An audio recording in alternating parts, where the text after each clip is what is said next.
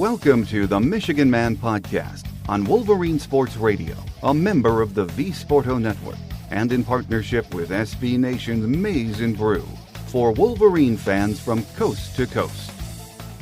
Go Blue, and welcome to the show. I'm your host, Mike Fitzpatrick. With us on our Game Day segment this week will be a first-time guest, Michigan beat writer Ethan Sears from umhoops.com. Before we hear from him, a few of my thoughts to get us rolling. This year's edition of March Madness will be very different from anything we've ever experienced. The players are in their basketball bubbles in Indiana, and they can only leave the hotels for practice or on game day. It will be different for them and for us as viewers. But you know what? At least we have March Madness back, and I can't wait. As far as Michigan goes, we will miss Isaiah Livers. There is no question about that. Losing him just a week before the tournament hurts even more. That said, we still have plenty of weapons on offense and one of the best defenses in the country. We can still make a run, but everyone has to step it up and make up for Isaiah's loss. It can be done. It's March, and strange and very unexpected things can happen. We've seen that over the years, and that's why we love this tournament. My guest today says the team's dynamics have been altered without their leader and captain being a part of this tournament. How other players step up and fill the void will determine how far this team can go in the coming weeks. Beat writer Ethan Sears from umhoops.com joins us next here on The Michigan Man, so stay with us.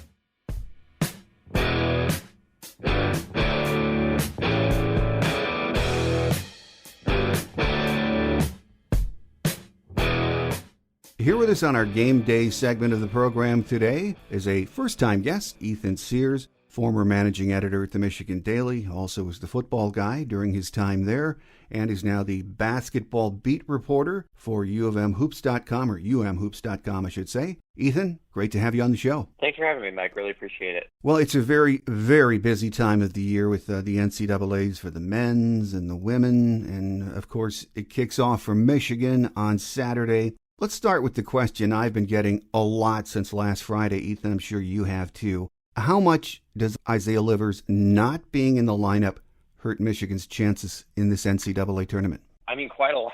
I mean, he's, as I think anybody who's been watching the team can see, he's one of their three best players. He's, I think, the only guy on the roster who's started an NCAA tournament game. He was obviously on the team that made the national title a few years ago.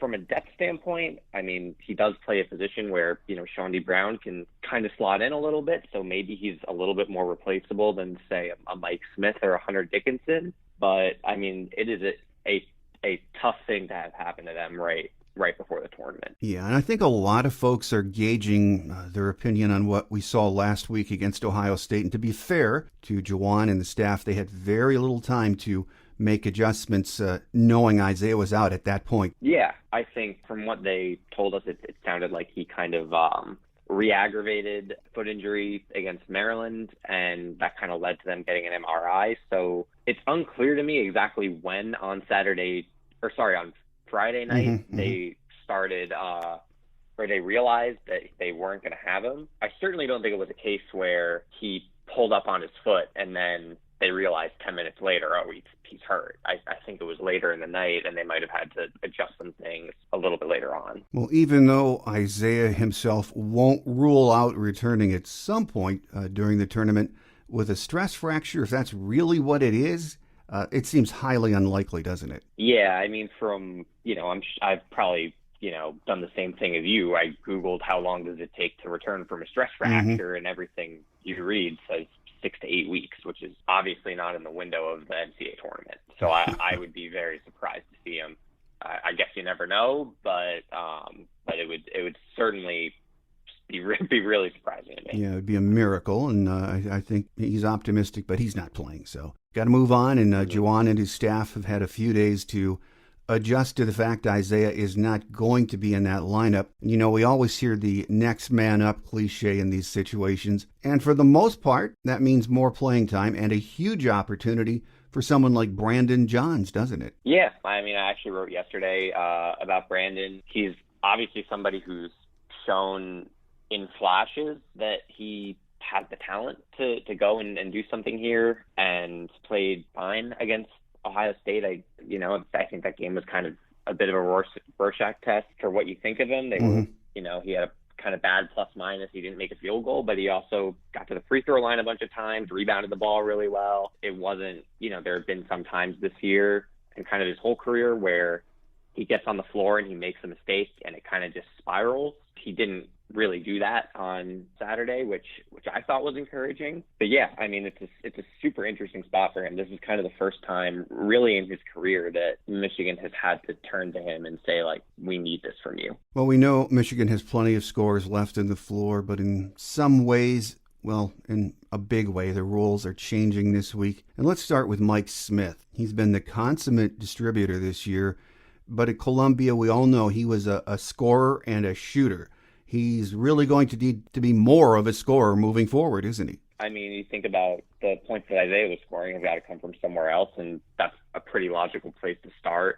I mean, we know he's, like you said, very capable of scoring from what he did at Columbia. I do think it probably helps him to be taking fewer shots just from an efficiency standpoint. I mean, you look at the numbers this year versus the other years, and certainly he's shooting the ball better, especially from three, which probably correlates to fewer shot attempts. But, in this kind of spot, if Michigan needs a bucket, I think that's certainly a place they could turn. That's one of the interesting things I'm watching, and I've heard analysts, Bill Raftery was talking about this last week. He said, these are the subtle changes in dynamics that you have to keep an eye on, because Mike Smith with Isaiah in the lineup knew he now was very comfortable with what everyone's role was and that he didn't have to be the guy. And he said now it will be interesting to see how him knowing he has to maybe score more, how that affects everything else and the dynamics and how that offensive machine works. I mean, I think that's a really good point. I mean, he's talked a lot about this year about how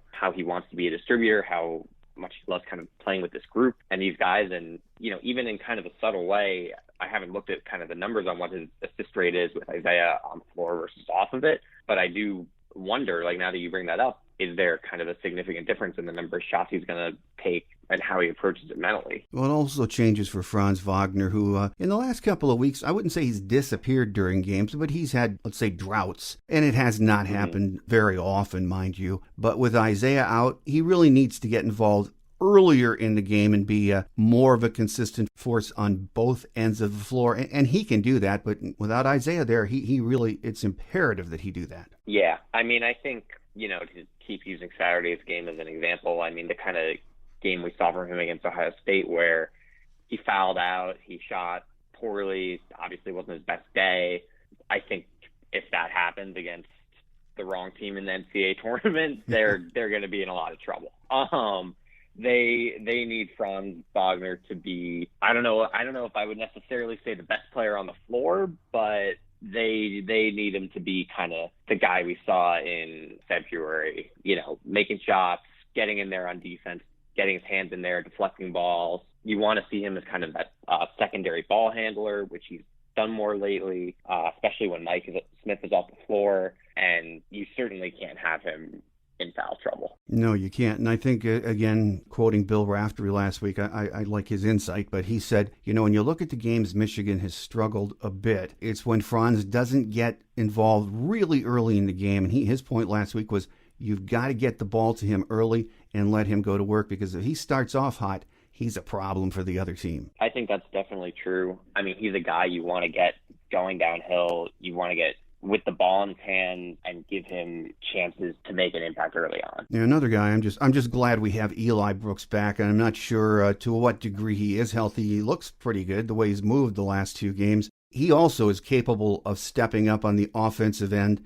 and he really did not have to be a huge scorer with this team up to this point. But, I think as a senior, I have a feeling he knows he has to take more shots with Isaiah gone, doesn't he? At this point, he's really the guy of the group who's been here before, who's done this before, along with, I suppose, Austin Davis. He's a good shooter. I was surprised by how good he looked last weekend. He didn't really seem to be particularly hampered by the ankle at all. Besides, I think he had like a small brace on, if I remember correctly. I think he's someone who, if he can get going from outside, could make up some of those points. And let's not forget about Chauncey Brown Jr. he's been such a great contributor this year coming over from Wake Forest, where he was a starter. And on both ends of the floor, offense and defense, this is a time for him to step up. And I wouldn't be surprised if he does, Ethan. He's a player. Yeah, I mean, I know we've said versions of this for basically every guy, but I do think he's someone who I'm watching really closely. His role could change a little. I was a little bit surprised that we saw Brandon starting at the 4 ahead of him. We haven't seen a ton of him at the 4 this year. I think whether or not Jawan decides to put him there is a really interesting thing to watch because, I mean, that's probably the lineup with their best 5 guys right now is Mike, Eli, Franz, Shaundi, and Hunter. Also, you know, he's a guy he's kind of a streaky shooter, right? I mean, he has some games where he comes off the bench and he hits a bunch of shots and can really be that spark. And then you see some other times where he can't quite do that as much. He'll take a few of them and just miss them, and kind of you get to the end of the game and he just doesn't really do much. It's not been something that Michigan's been able to weather it pretty easily when he hasn't played very well with Isaiah healthy. And now it's a situation where if Shaundi Brown misses his first 3 shots, like that's a problem. Well, the other guy that I'm really excited to see on this big stage is Hunter Dickinson. What an incredible year. We knew he was good. We just did not expect him to have the freshman year like he's had. Now he's in the NCAA tournament. I just have a feeling Jawan's going to want to early, especially against whoever it is on Saturday, pound it inside and get him on his game fast. Yeah, I mean, obviously, it feels like a pretty safe assumption that Mount St. Mary's or Texas Southern have not gone up against anybody the caliber of Hunter Dickinson this year. No.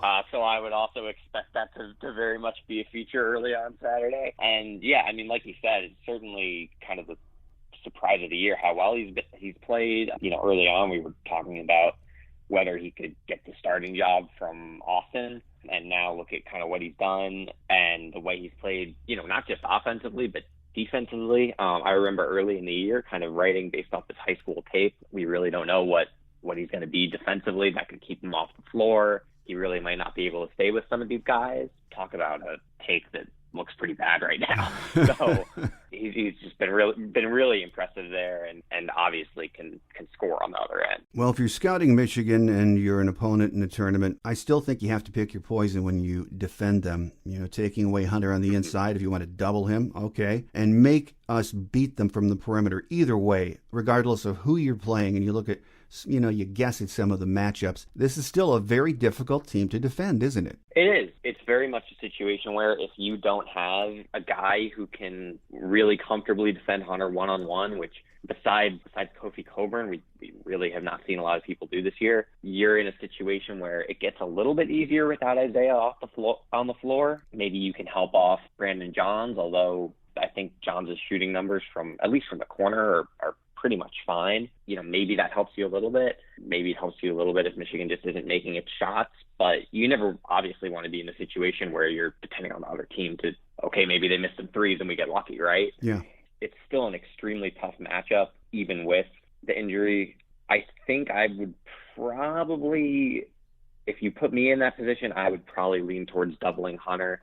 He's gotten better against the doubles, certainly, especially since that loss at Minnesota, where that was he didn't quite look like he knew what to do there. I think that's probably, if you have to pick one, that's the slightly better option, albeit, I mean, he's a very capable passer. They have very capable shooters.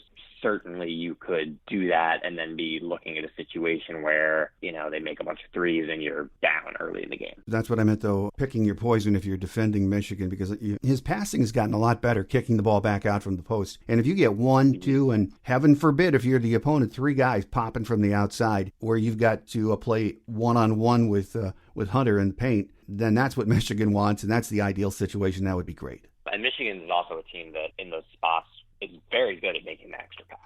It's hard to kind of recover and rotate once they get the ball moving. Well, we spend a lot of time talking about how good Michigan is on the offensive end, even now. But no one should overlook how good this team plays defense, Ethan. They are that good on the defensive end, aren't they? Yeah, I mean, 7th in the country in adjusted defensive efficiency. kind of just like we did for the offense, you can really go down the board on these guys, and there's not a lot of places where you can look and say like, oh, that's a place where you can score. You could score on that guy. No, absolutely. And I mean, even with Isaiah out, Isaiah was he was one of the best defensive players, but, missing him hurts there too on the defensive end, but I think we can take care of that. So on Saturday, we open at Mackey Arena against the winner, as we mentioned, of the game between Mount St. Mary's and Texas Southern. What I know about them is nothing. And most fans will probably say, hey, no problem. What about round two? Who do we get there? But these first round games are part of what makes this tournament so incredible. Over the years, we've seen so many top seeds go out in that first game. As you've heard so many experienced coaches say, the most dangerous game in the tournament, isn't it, Ethan? Certainly it's not one you can overlook. Obviously, I think I would be very, very, very surprised if they went out here. Besides Virginia a couple of years ago, the one seeds haven't quite been on the receiving end of any of those losses. Obviously, if you're in Jawan's position, you don't want them to start looking ahead. We'll find out Saturday. It's going to be interesting to see how we come out. It's going to be great to get the tournament underway. It's going to be strange with everyone, this bubble tournament. Thankfully, we will not see this again in the future. It's going to be strange, isn't it? Yeah, I think so. I mean, I've been to a bunch of the games all year. I was in Indianapolis last weekend for the Big Ten, and that was kind of the first time there had been some fans in the building, but it definitely wasn't quite enough that it felt, I wouldn't say it felt normal. It's a different vibe in the arena. I will say, like, some of those in a normal tournament, some of those like 116, 215 matchups on a Saturday afternoon, like, the arena might not be particularly full anyway, depending on kind of timing of everything. So, if they're allowed to have, I don't remember what the exact capacity number is off the top of my head, but if it's say, whatever, 25%, like, hey, maybe that feels normal for a 116 game. But certainly once you get into the, the later rounds or anything like that, like, it'll be a little weird to have a Final Four in a big football stadium with it's only allowed to be 25% full, as it's kind of been all year with everything. In my opinion, it's just great to have the tournament this year. Yes, I've gotten strangely used to watching these games with the piped-in crowd effects and still enjoyed them. It was strange at first, but it's just going to be great to have the NCAA tournament. I also wanted to mention, we really, as Michigan fans, need to give a shout-out to Kim Barnes Arico and the women, Ethan. They have the best seed in program history, a number 6. And we're going to play Florida Gulf Coast, the 11 seed, on Sunday. And I know they struggled since the pause, but they still have the pieces to make a nice run in the tournament, don't they? From what I know, I haven't, watched them closely all year, but obviously Naz Hillman is, one of the best players in the country. I saw that game where she scored 50 against Ohio State. Yep. Super impressive. Like you said, I mean, what Kim has done with that program is really incredible. I mean, I remember covering them for the Daily a few years ago. They had to beat a very good Maryland team at the end of the year to basically secure their tournament bid. I want to say it was the first time they'd made the tournament since 2012 or 13, somewhere in there. And it was such a big deal to just kind of be in the tournament. The year before, they had thought they were in, and then they got left out in kind of a shock by the committee. So, now to kind of be in a situation where they're able to be in every year, they kind of have, like you said, like a really strong roster, a pretty good shot to go and, make some noise is just a super impressive job of program building, and they deserve a ton of credit for that. Oh, absolutely. And you mentioned Naz Hillman in that 50-point game against Ohio State, which was incredible to watch. But she is Michigan's first team All-American in program history. What a player she is, Ethan, and it is an honor well deserved, isn't it? I haven't covered them at all this year. I can't call myself an expert on them or what they're doing, but from everything I've read, from everything I've seen when I've been able to watch them, she's a super impressive player and has been for a while. So, great for her to get that honor. Yeah, absolutely. She's an incredible player. It's going to be fun to watch them too. And just a final note on the women, the guys always get the attention in basketball. That's the way it's going to be. But, Kim Barnes Arico making her 4th NCAA appearance since coming here, and we are really lucky to have her. She really doesn't get much or enough credit, does she? No, I don't think so. I mean, she, like I said, she's done an incredible job of building up the program. And if you go and look at kind of the history of what Michigan women's basketball has been before she took that job, it's not very pretty. No. I mean, they were really never a contender in the Big Ten. They really never made the NCAA tournament. I mean, they really never even, I think it was pretty rare that they even made the WNIT, although you can check me on that.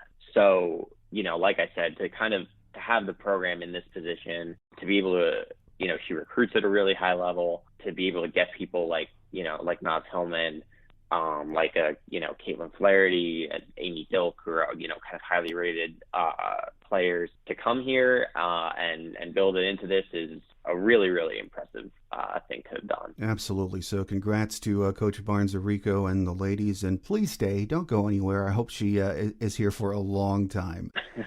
Final question for you, Ethan, before we let you get away, and this is circling back to the men's team. This year's team was, it was such a source of great entertainment for us all during this COVID crazy winter and year. But as we get ready for the game on Saturday and adjust to the fact Isaiah is not playing, do you think this team maybe peaked in February even with Isaiah, or do they have the pieces and the capability to make a nice long run in the tournament? They certainly have the pieces, right? Mm-hmm. We've seen that they're capable of beating, the Ohio States and Iowas and these kind of teams. Is it possible that they make a run? Yeah, of course. They're a super talented roster. On a personal level, have I toned down what I expect from this team without Isaiah? Mm-hmm. Yes. I would be probably a little bit surprised to see them in the Final Four, whereas if you asked me, a week or two ago, I would have said that was probably what I thought would happen. I think they're in a pretty tough region where I think their second round game is going to be tough. I think if they make the Sweet 16, I think Colorado and Florida State are both very good teams. I think on the other side of that region, I think UConn is really underseeded. I think Alabama is really good. I think if they keep winning, I think it's going to be quite a gauntlet to go through. It would probably surprise me if they made a really serious run. They're definitely capable of getting to the second weekend. And, it's the NCAA tournament. They're a super talented team. They've been really good all year. Things can happen, right? I guess that's kind of how I feel about it. Buckle up. It's going to be fun starting on Saturday. If they get on a roll, you never know. They have plenty of talent. So we'll find out when we play the winner of Mount St. Mary's and Texas Southern on Saturday. So first-time guest on our show today has been Ethan Sears, who was the former managing sports editor at the Michigan Daily. Also was the beat writer for Michigan football while there, and is now a basketball beat reporter for umhoops.com. Ethan, it's great to have you on the show for the first time. We thank you for being so generous with your time today, and hope we can get you back at some point in the future. Definitely, yeah, it was a lot of fun. Thanks, Mike.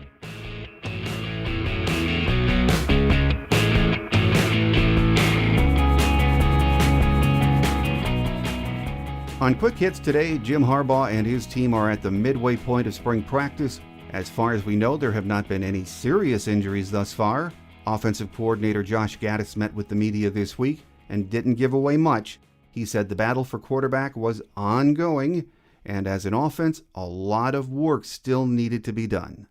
The Michigan women enter the NCAA tournament as the number 6 seed in the Riverwalk region, facing off against number 11 seed Florida Gulf Coast in the first round Sunday at 3 p.m. Eastern Time. The Wolverines secured the highest seed in program history with a number 6 seed after spending the entire season ranked in the AP Top 25 poll. It is the second time U of M and FGCU will meet in the postseason after squaring off in the semifinals of the 2016 WNIT. Hockey will learn this weekend who they will be matched up against in the NCAA tournament, which begins next Friday, the 26th of March. They ended this season with a tough overtime loss to Minnesota on Monday night by a score of 3-2 in the Big Ten tournament semifinals. That will do it for another show. Our program schedule is in a state of flux because of the NCAA tournament, so what happens this weekend will determine when our next show airs. If we get by the first round on Saturday, knock on wood, we will play again on Tuesday. If that happens, we will air on Wednesday or Thursday. The beat writers and radio guys have a hectic schedule, as you might well imagine, so pinning one of them down to tape takes some flexibility, but rest assured, we will be back next week. Have a great Wolverine week, everyone. Enjoy March Madness, and let's hope that at this time next week, we are talking about another Sweet 16 appearance for Michigan basketball in the Big Dance. I'm your host, Mike Fitzpatrick. Until we meet again, take care, and as always, go blue. Thanks for joining us today on The Michigan Man, here on Wolverine Sports Radio, a member of the V Sporto Network, and in partnership with SB Nation's Maize and Brew. Our listener lines are open 24/7 for your calls at 313-263-4842. That's 313-263-4842. Or email us at themichiganmanpodcast@yahoo.com. That's themichiganmanpodcast@yahoo.com. The Michigan Man Podcast is produced at the studios of Robin Lynn Productions, Allen Park, Michigan, and is not affiliated with the University of Michigan. Go Blue!